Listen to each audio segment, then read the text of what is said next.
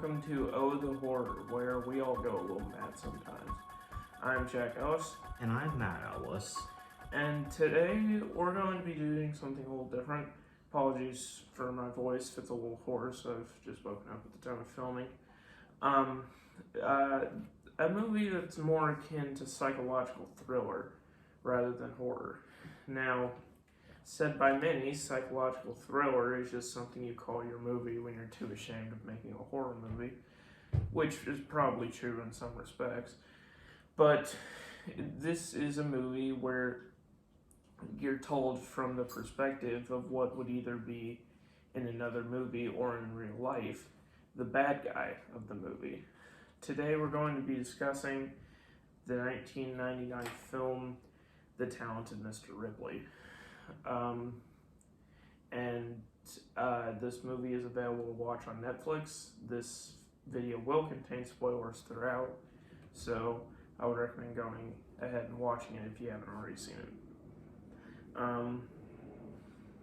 There's a plane flying above us, sorry about that. So yeah, this movie starts with the... Oh yeah, and sorry about last week. We couldn't get the video out until Thursday just because of some prior complications, but I think we'll be able to be on time this week.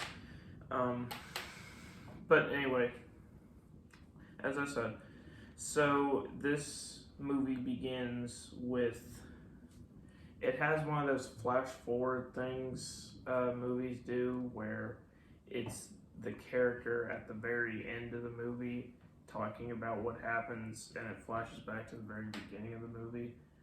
And at the beginning of the movie,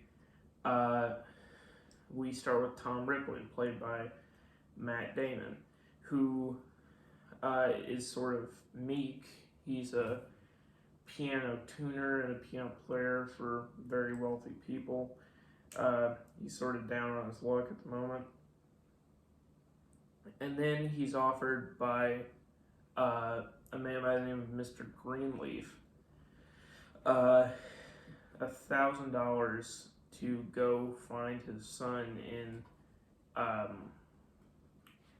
Italy and bring him back home. Now, this movie is set in like 1959, so that was a lot of money back then. And the only reason he gets this job is because he is he has a Princeton jacket, but he didn't end up going to Princeton. He pretends that he knew Dickie, the person's son, to try to, I guess get some money out of them. So we sort of see this gradual start of, Ripley becoming something of a con man.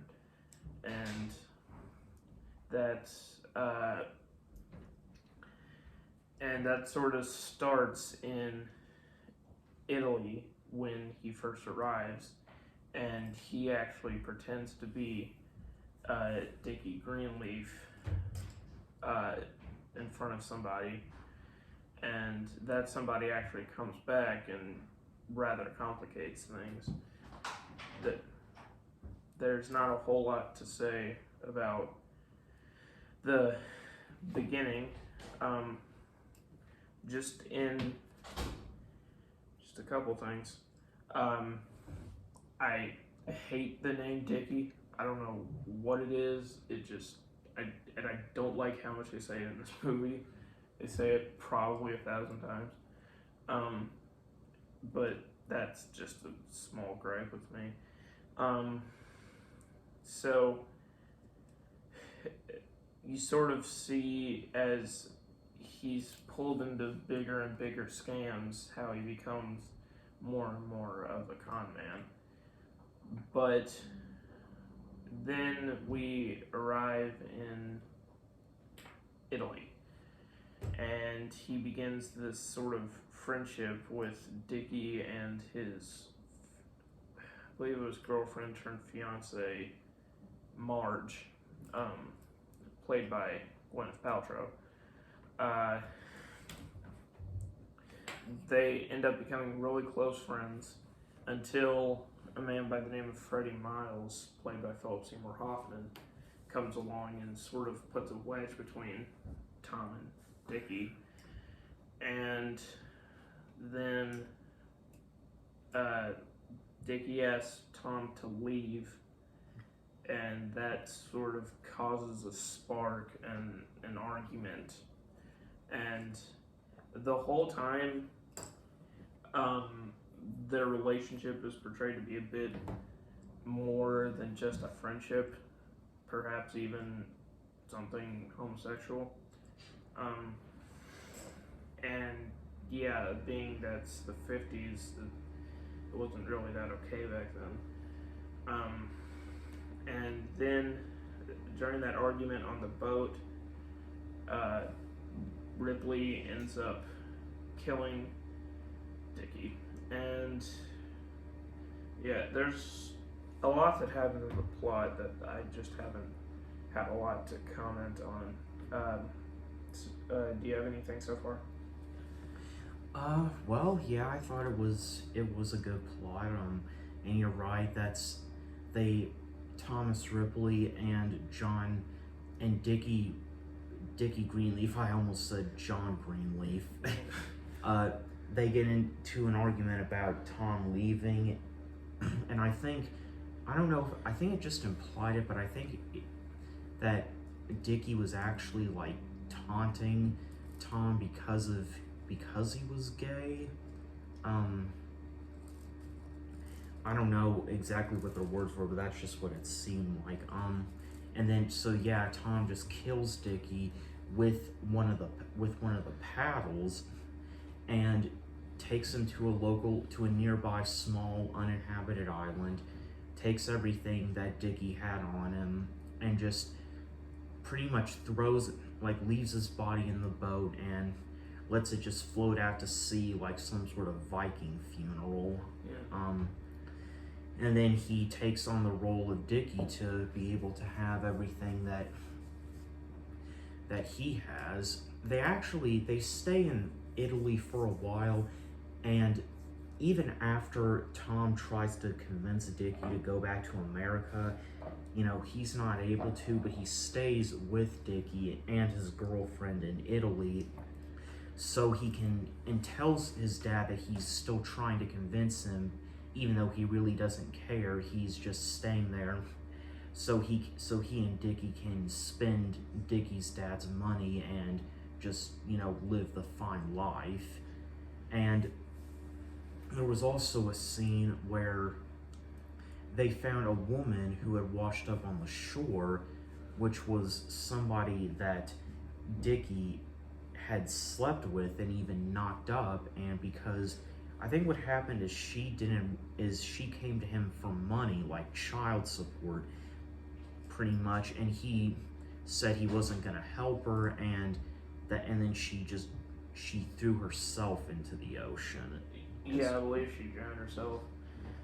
And then after that, the entire plot, for better or worse, just goes to hell because we just see all these antics that Tom is pulling, where within 3 seconds he can be either Tom or Dickie just by taking his glasses off, or not, like the worst version of Superman. And so what was I gonna say? So that eventually starts with him in Venice, I believe, and he's living in this apartment, and he goes to the opera one night with the person he met in the train station, who still believes him to be Mr. Greenleaf. And so they go to the opera, and what do you know, but Marge and a man by the name of Peter are there too, who still think him to be Tom. And you think that either the jig is up or it's really close, but he actually does something I find rather brilliant, where he arranges for them to meet at a cafe, and then arranges for the other woman to meet at the cafe at around about the same time. and through Tom sort of stringing together, he is able to convince Marge that Dickie just ran away with another woman, and that's when she decides to leave. And it really shows just how much trouble that, he's really trying to make it seem like Dickie is still alive. And it really just shows how much trouble he's going for that. As Walter White would put it, he's trying to put on the world's most expensive alibi. And that it sort of leads to a lot of stuff.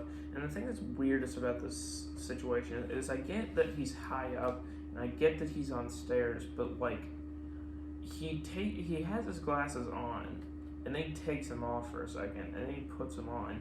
The thing is he's put himself in quite the situation where if his glasses are off, they could recognize him as two different people, and if he puts his glasses on, he could recognize him as two different people.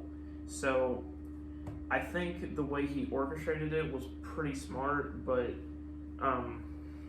there's just something about it. But yeah, do you have anything to say about that so far? Yeah, I mean, when he had arranged for him and Marge and her friend, and for his friend that he met at the airport in the beginning to meet at the same place at the same time, when he had a different alter ego for each party, I was just like, it took me a minute to realize what he was doing, but at first I was just like, man, what the hell is he thinking? Yeah, I originally thought it would have like slipped his mind that he was supposed to meet those two at the very same time, and it was going to be one of those like stupid sitcom having 2 dates in the same dance sort of thing. But no, I actually was rather surprised when he had it planned out all along. So, anything else? I'm sorry. Okay, y'all. Oh, you're fine. Yeah, and it might seem kind of devious for him to play Marge like that, and also pretty evil for him to kill someone who he considered to be the brother he never had, but this is actually only the beginning. Yeah. I'll let you explain. So, Freddy comes over to his apartment, and he is acting very suspicious of Tom because the maid said that Tom wasn't there, and then he is there, and then Tom ends up telling the police, posing as Dickie, that Tom never was there. But after that, at this point, Freddy goes downstairs, meets the maid, and he's watching from above, and then the maid says, the maid recognizes him as Dickie. It might have been easy to explain that away, it's just she had the wrong person, seeing as though they were far away, but this I do believe is being the straw that broke the camel's back. And so, when Freddy comes back up, he bashes his head in with one of those, like, heads of, like... Bus. Yeah, bus.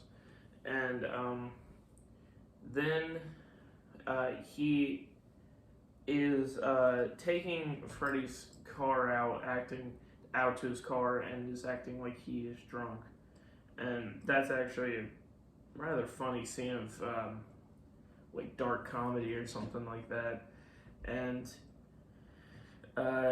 he drives Freddy back to his house, and then, like, throws him off a hill, then takes his license plates off and stows him in his apartment. And this is eventually going to be used later. I don't know exactly what he was trying to accomplish with this. Like, I don't see how he was trying to stage this. I mean, his car was at his house, but he just sort of fell down a hill or something right outside his house. I mean, he could have, easily just made it look like a car accident or a mugging or something. But I don't know why he would intentionally make it seem like he was murdered or something. But yeah, this kind of puts the heat on Dickie, which eventually puts the heat on Tom, who's posing as him. And, so I mean, just blazing through this. What do you have to say about Dickie's interrogation and then death, or Freddy? I mean, I thought it was pretty much how you would expect something like that to go. I kind of thought, except for, I figured Freddy would be kind of suspicious, that maybe figure, since he really doesn't know Tom very well, that he might think that he had actually done something to Dickie. But the fact that after the maid had confirmed for him that that was actually Dickie and not Tom in that room, he came back to the room by himself to confront him about it, which I would have thought he'd have called the cops or something and had them deal with it. But no, he just, that is what happened, right? Yeah, it is. So he just goes, he already thinks Tom killed somebody, and when he really thinks he did, Freddy just decides to go back up and confront him about it. No other person with him, no weapons of his own, just, I don't know. And so, of course, he gets killed as a result, and then, Tom is able to drag his body out and gets away with it. So, and we forgot to mention earlier that he eventually did make it look like he eventually did not try to make it to where Dickie seemed like he was alive just somewhere else, but that he was dead, by writing a suicide note and forging Dickie's signature on it. Yeah, but anyway, there's an investigation by the cops, and there are a number of different scenes in this movie that are very suspenseful, and it sort of interrogation scenes, the death scenes, they're very Hitchcockian, which is something that I liked about this movie, because it's very rare to see modern Hitchcockian movies. But the police interrogate him, but he's eventually set free, and after he does this sort of thing with Marge, where she makes him think that he's there, but he's not, that he's on the other side of the door. I think again that scene is you remember how earlier he said he was really good at doing impressions of people? Yeah. Why didn't he just do an impression of Dickie at that point? Yeah, that is true. But anyway, he eventually, like you said, he stages Dickie's death as a suicide after Freddy died by essentially going out in the ocean and drowning himself, and then scratches the face out of Dickie's passport so nobody could ever know that Tom wasn't Dickie. And so after that, Tom just goes along as Tom. God, this is confusing. I originally had heard of this movie from the television series You. I don't know if you've seen that, where a character named 40 goes to like a wedding and he's like, where's Joe? I mean, Will. I mean, fucking talented Mr. Ripley. Where is he? And yeah, so he eventually starts posing as, well, not posing. He eventually just starts living as Tom, and after the suicide note, Tom's family brings in a private detective, and you know, and Tom, Dickie's dad himself shows up in Italy. Yeah, and at this point, Marge finds Dickies rings, and this was a very, I don't know why Tom did it, as a point to like make it seem as if he was actually gone, but it was a kind of a stupid thing to just have lying around. But anyway, it sort of leads to the scene where you think he's gonna kill Marge with a razor blade, but in the end, he just sort of gaslights her to the end. But at this point, Marge is convinced that he killed Dickie and Freddy, and so the private detective is brought in along with Dickie's dad, but Marge and Dickie's dad leave the room, and the private detective is played by I don't remember his name. He died recently. He played Bookman from Seinfeld, which I thought was pretty funny.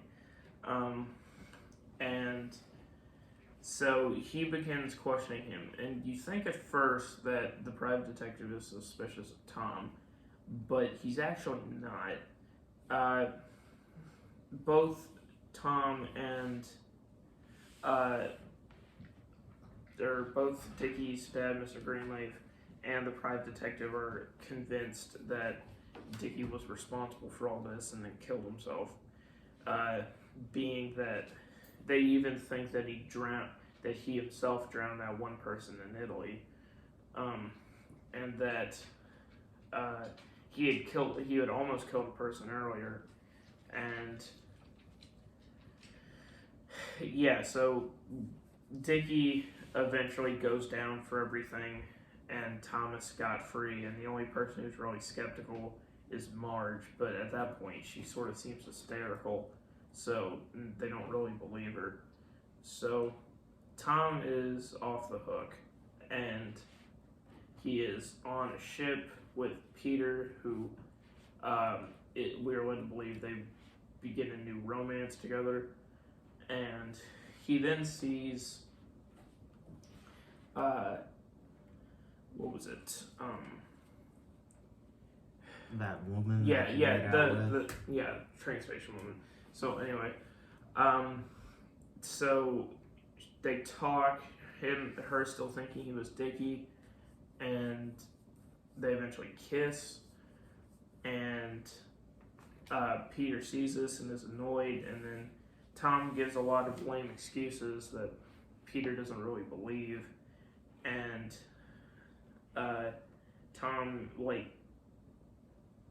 pretends to be it's revealed that Tom pretends to be somebody else because he's really nobody himself, and so Peter tries to snap him out of that by telling him things he likes about himself, but then it's revealed as Tom walks back into his bedroom alone, that as he was doing that, he strangled Peter to death. And there could be a couple explanations for this. Is anyone who fully doesn't believe a lie that Tom tells, is killed. You remember that Freddy was killed. The police believed Tom at every turn. He was about to kill Marge because she didn't believe him. Mm-hmm. And so even when he's not believed on any sort of thing, and he believes he can't pull off a lie, he believes he's in a corner, and the only way out is to kill the person blocking you. But also, it could be that killing people and taking their identity might seem like stress or chore to some people, but Tom actually enjoys it because he doesn't really have much of a life of his own. And there could be one of several explanations. It was just something that I didn't really understand, but that's not really a dig against the movie. Do you have anything to say on the ending theories or? Well, I mean, I thought the ending where he killed that guy on the boat was really not his smartest move, because if they did find out that he was the one who killed him, he'd have nowhere to run. Yeah. And yeah, I mean, I wasn't really sure what exactly led him to kill Peter. I mean, I don't know if maybe he just maybe did Peter kind of show him that he really wasn't all that interested in him, at least not in the way Dickie thought. No, it was mutual, I'm pretty sure, at least. Okay. Well, yeah, and Tom, I think, oddly, is not, even though he was a serial killer, he really, I don't think, was much of a psychopath, because, he talks to Peter, because Peter seems to be the only one he really is able to open up to, and he tells him that he, sort of repressed everything he was feeling from those murders he committed. But the thing is, psychopaths and sociopaths, I don't think really have to repress anything. So, I mean, maybe he was probably just a guy who really lost his way. But, most of the time you have people who kill several people, they do it and don't really think much of it, so. Yeah. Well, this movie as a whole, I actually really enjoyed. It's sort of a downward spiral of a man. It's a character study of an anti-hero, which this isn't the first one. It'll probably not be the last one. And so the whole 50s setting and its Hitchcock feel is very noticeable and very welcomed. It's got the suspense of something like Rope or something like that, which is one of my favorite movies.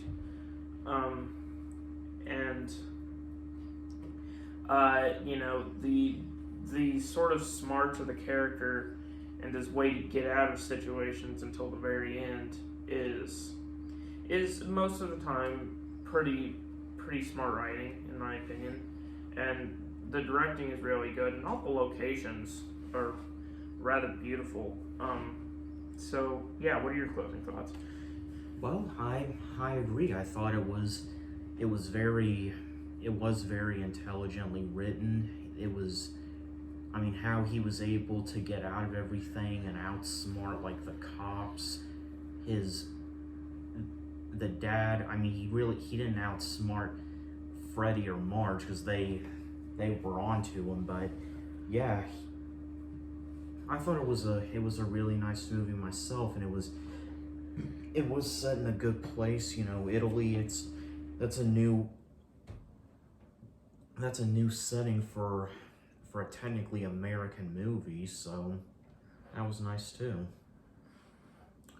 Well, anyway, I would probably give this movie probably an 8 out of 10, I think. I'd probably give it an 8 out of 10 too. Alright, well, I'm Jack Ellis. And I'm Matt Ellis. This has been Oh the Horror. We'll see you next time.